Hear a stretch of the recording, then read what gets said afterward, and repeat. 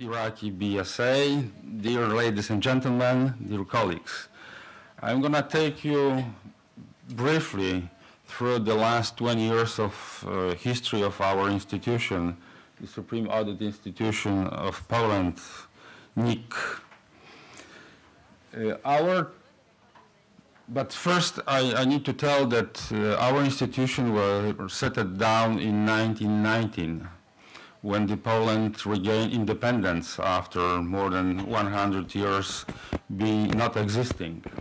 And the first 20 years for Poland is very, very important still, because during the years 1919 up to the Second World War begin in 1939, all the setting down for the country, for the people, for the administration were done in this time. And very often after the solidarity broke up from the communism, we refer to our first 20 years of independence. And the same we did with the NIK. After 4 years of being the part of the Soviet bloc, being the part of the communist system in Eastern Europe, the solidarity brought up in 1989 from this system. And we started to build up a new Poland, new society, new administration. All the country we need to change.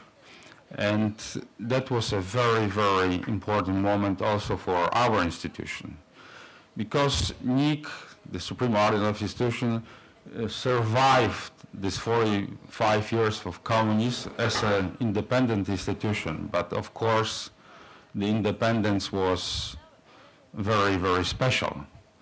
All the administration was operating under the Communist Party rules. And the NIK also was a part of the system.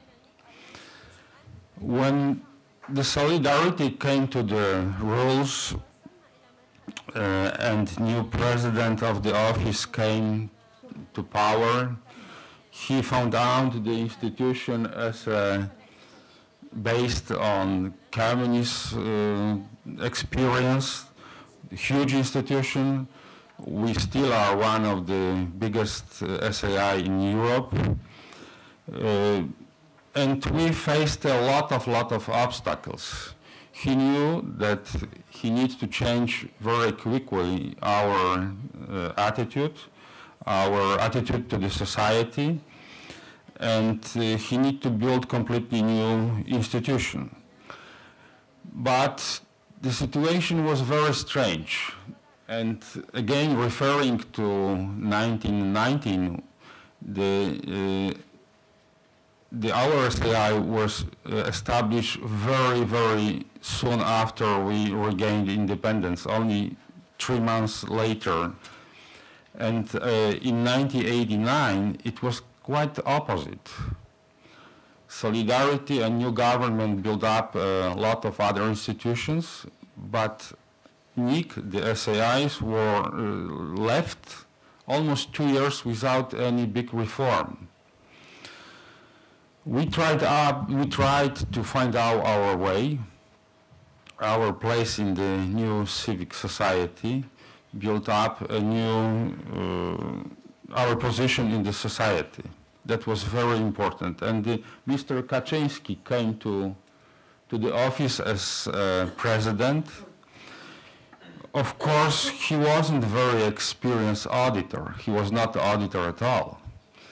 And, but he had a very good sense of the country and what we are going to achieve as a free country. He found out a completely new situation because the law, the act of the NIK was not changed. We had in Poland a new institutions. The situation, economic situation was completely different.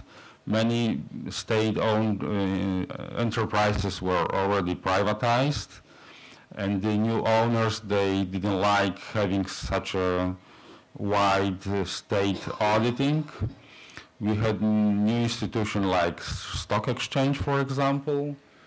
We have a self-government. So he tried to find out the way how to audit all of this institution, not having the base on the legal framework. What he decided also is to go with the state auditing very deep to the defense administration, to the police, to the security, which were before completely closed for the civic auditing and he started to build up a new auditors team. It wasn't very easy to find people, skilled people on the market. We had no such. So he decided to recruit people from the Solidarity, which were young people, very devoted for all the changes. They knew that we need to change all the country, but also in the same time he based on the knowledge, on the skills of the old staff. And this merge worked very well. He had a very clear view where we want to go with the institution, with our institution, where is our place in the society.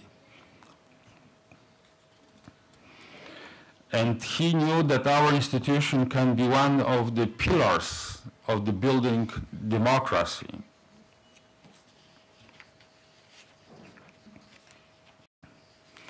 So he decided to evolve the existing SAIs, not making very distinct earthquake. He decided also recruit people from the new established National School of Public Administration, which was modeled on the French ENA. And these two new sources of the people enrich the NIK. He decided to recruit these people and employ them for relatively high positions, maybe a bit too high because they were not experienced at all in the auditing. But the times were not normal, the times were very difficult. So from today I can say it was a very good move. He was a very strong leader, and that's very important for this beginning, for the placing the basement for all the building, because his strong leadership gave us the idea for further changes. And at the same time he started also working on the new draft of the act for the SAI, and after 3 years of his presidency, Parliament voted for new act. And in this new act, our situation was much better. We've been already the independent institution, independent of all executive and judicial branches, and subordinated directly to the Parliament. The new act also defined the Supreme Audit Institution as the supreme body of state auditing.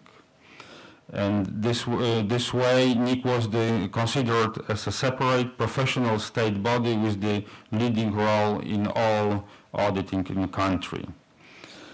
And this provision was taken and directly put to the Constitution 3 years later when the new Constitution was voted in the Parliament. Also in this act, the broad mandate was taken for the NIK. We could audit not only all the governmental institutions, but also the self-government and all the others auditing bodies in the country, all the inspections, the auditing institution were subordinated to the supreme audit institution. The status of our institution also means that the findings, assessment, and recommendations that the NIK sets can be verified only within our own proceedings. They cannot be subject to judiciary or administrative procedures. And the first time the president of the NIK was appointed for the term, for the 6 years term.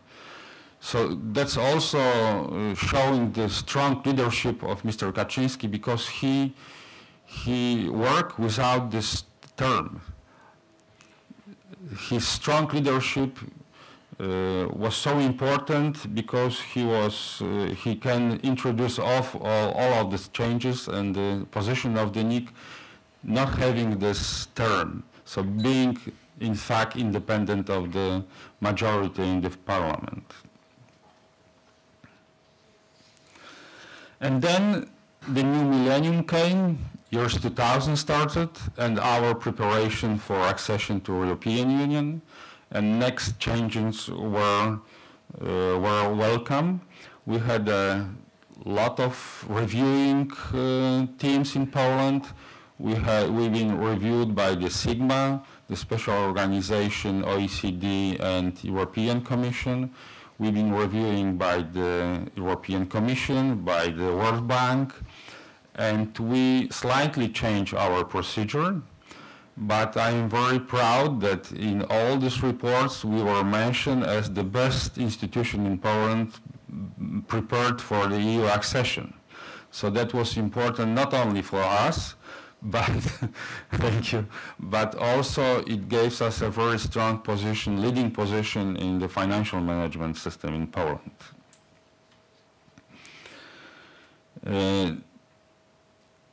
At the beginning, when Mr. Kaczynski started working in the office, we couldn't draw from the international experience so much because we just started operating on the forum of EuroSAI and InterSAI. We had not so many contacts yet, we will be not so involved. In the beginning of years 2000, the situation was different. We already cooperate very closely with the many EuroSAI countries, many InterSAI, SAIs. We were being involved in many bilateral projects with other SAIs. So we could also draw from the experience of others. And then 15 years passed after the first act in the new country being passed, and we came to year 2010, and we saw that we need another change. But in fact, internally, we thought that the Parliament deciding to make amendments to our act will focus mostly for some strictly legal changes. But the Parliament, as sometimes happened, went wider and changed our procedure also, just simplify the procedure of auditing. And a year ago, based on these changes, I came to the idea that we need much wider change, internal change, not very based on the legal framework, but what we need is just to change our attitude. We had a long debate inside, in room, in house. Not everybody were convinced, but I decided that we need to redefine our mission.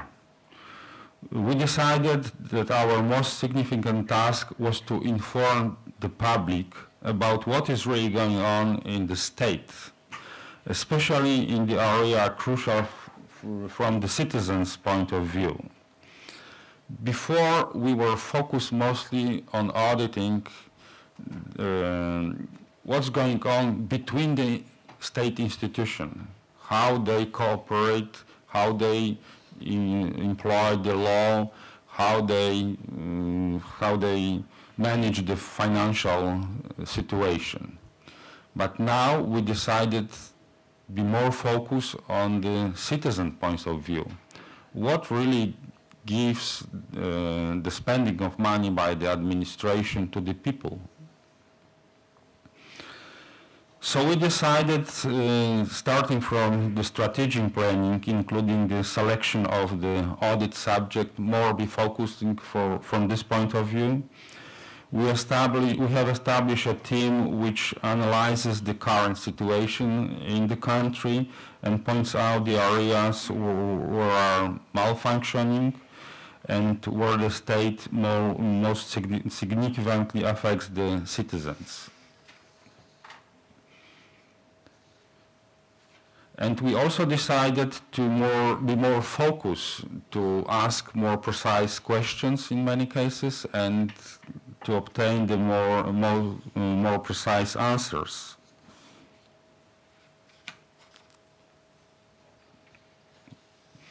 We won't ask, we won't give a view to the citizens what to bring them. If they devoted some amount of money by the parliament to any institution, we want to say how the money was spent, how effectively were spent. So we changed our policy about informing the people. Before, first we have to send all our reports to the parliament, and then we usually organize the press conference and we release all our reports. Now, according to the new law, we have a right to inform the public in any state of our auditing when the only president thinks that is important, it's crucial. We also exchange our internal policy, informing policy. Having such a big institution, we employ now about 1,600 people in Poland, and having the 16 branches, regional branches, the internal communication is not so easy. So we are trying to find a new way to cooperate with our auditor. We relaunch our intranet site and we redesign it completely for a new form. I'd like to ask a quick question.